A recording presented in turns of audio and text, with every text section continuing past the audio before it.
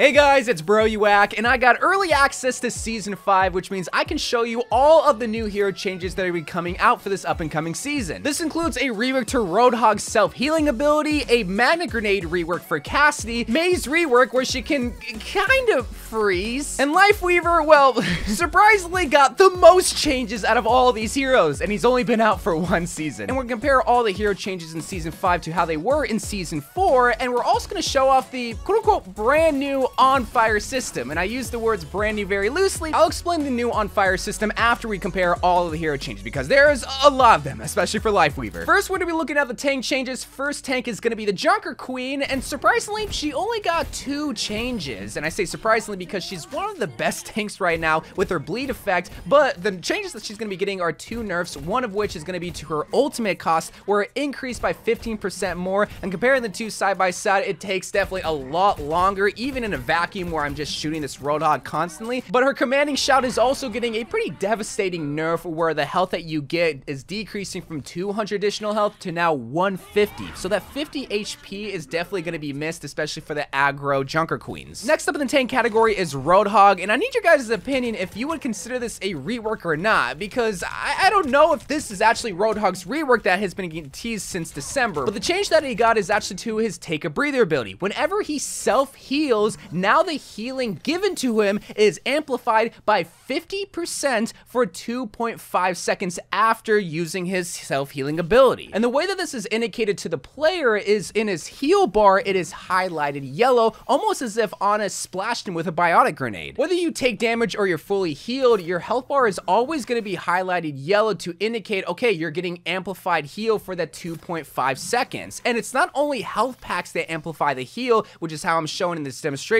but any heal that you get, whether it's from Ana, Mercy, Baptiste, or even Soldier 76. Now up next is DPS, and Cassidy's the first hero up, and just watch this.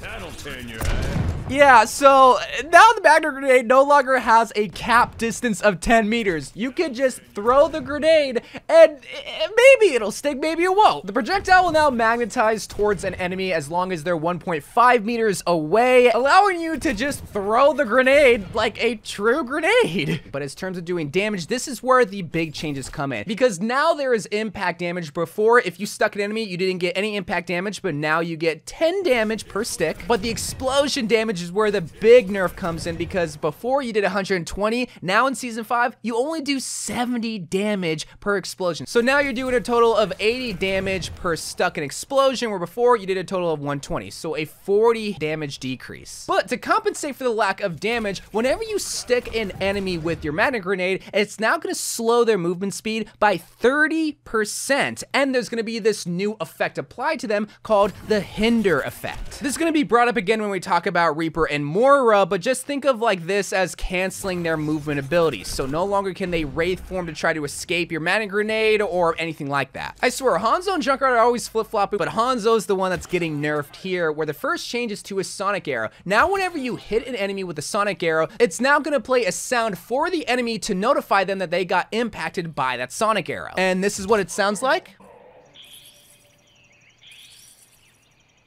But the most important change here is to Hanzo's Storm Bow. Now, not his storm arrows where you're able to rapidly shoot him, no. Just the regular primary bow got changed to where the damage got reduced from 125 to 120. Now, against these dummy bots that have 200 health, this isn't noticeable at all, especially if you charge up the bow fully and hit a headshot. But against someone like Mei and Reaper, a headshot will no longer kill them. So this is indirectly a buff to Mei and Reaper, but when you consider the body shots, this is also going to be doing substantially less damage, even against a 200 squishy target, not to mention a tank target as well. Alright, the Mei Rework, which I would actually consider this a rework because there's layers to these changes. So first and foremost, the damage per second got reduced from 100 to 55. Wait, what? Her primary fire damage got reduced by 45 points? Alright, well, let's look at the other changes. Her primary slow is no longer always 40% consistently, but rather ranges from 30% to 50%.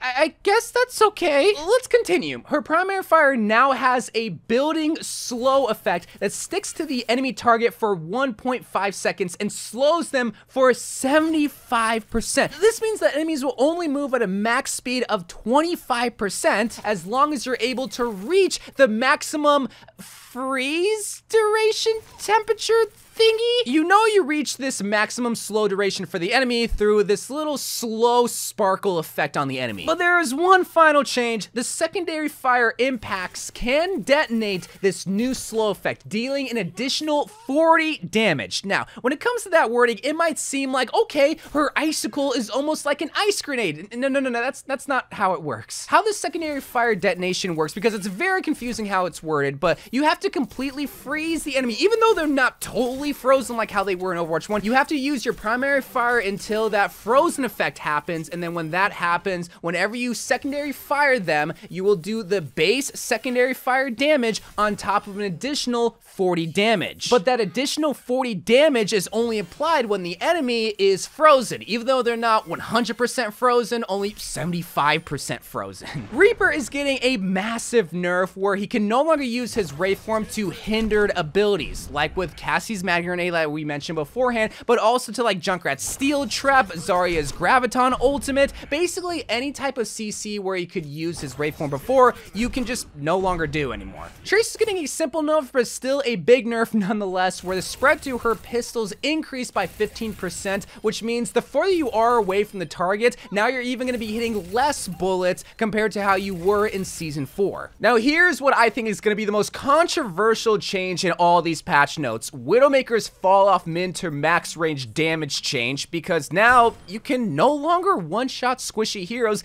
even with a headshot if you're above 50 meters away, which Widowmaker typically is always 50 meters away because she's a sniper. I'm only here to compare the season's changes. I already gave my opinions on the Widowmaker changes in a previous video, so if you want to hear about my opinions, go check that video out. Alright, we made it to Lifeweaver, and this is a whole cooking recipe of hero changes for just one single hero. So let's get into it. The first change is going to be towards his hitbox, specifically the flower on his back is decreasing in size by 10%. His primary healing increased from 65 to 75, but the charge rate is still the same, so this is just a straight up buff. The Thorn Volley, or just the way that he does DPS, the damage per Thorn got increased from 5 to 6. The projectile radius increased from 0.1 to 0.125, which is very minuscule, but the ammo clip size increased from 60 Thorns to 70 Thorns. So you're not only doing more damage, but you're doing more damage longer because you're not having to reload so much. The pedal platform got a buff, but it's very hard to show and compare, but the walkable area increased by 15%, which is good because too many times do you fall off the pedal platform, especially as an ally, and the radius at which you trigger the pedal platform to go up decreased from 2 meters to now 0.75 meters. Lifeweaver's Life Grip got some huge changes where the cooldown decreased from 20 seconds to 16 seconds, so still a relatively long cooldown, but in addition to a shorter cooldown, whenever you Life Grip an ally and if they're low on health, it will now heal them for an additional 50 heal points. And the final change that Lifeweaver is getting is to his Tree of Life Ultimate, where now it costs an additional 8%, but I think that's just trying to compensate for the additional heal and damage that you're now going to be getting, because in comparison, it's basically still the same. And Moira's Nerf is exactly like Reaper's Nerf, where you're no longer able to fade out of Cassidy's Magnet Grenade, but also Junkrat's Steel Trap, like I said, any kind of CC ability you can't fade or Wraith form out of. And like I promised, we were going to talk about the on fire system, but I'm sad to inform you, maybe I'm missing something, but there's not a lot of changes to justify why I got taken out. So the on fire system usually comes with a good amount of kills or a good amount of heals, and here with Cassidy, I got a 3 kill streak, and it gave me the on fire. It notifies me with a voice line, which is all good and fun, but then I got an additional kill, and it gave me what I'm calling a super on fire. No additional voice line comes with it, but just rather a UI effect, not only on the bottom left hand corner where my portrait is, but also in the top right-hand corner where the kill feed is. And while I'm happy to see the on fire system back with the addition of the super on fire, why did it get taken out of the game for like 9 months for that addition? Like, I don't get it. And those are all of the hero changes coming out for Season 5. Now, typically, I try not to give too many opinions when it comes to a video like this because I'm mainly just here to give you guys the hero changes. But I will make a separate video talking about Mei's rework because I could talk about that for hours. But I want you coming down below what you think about these changes with Mei, with Roadhog, with Cassidy especially. But until Season 5 comes out, I love you guys. Thank you guys for watching. More Overwatch 2 videos to come, and bye.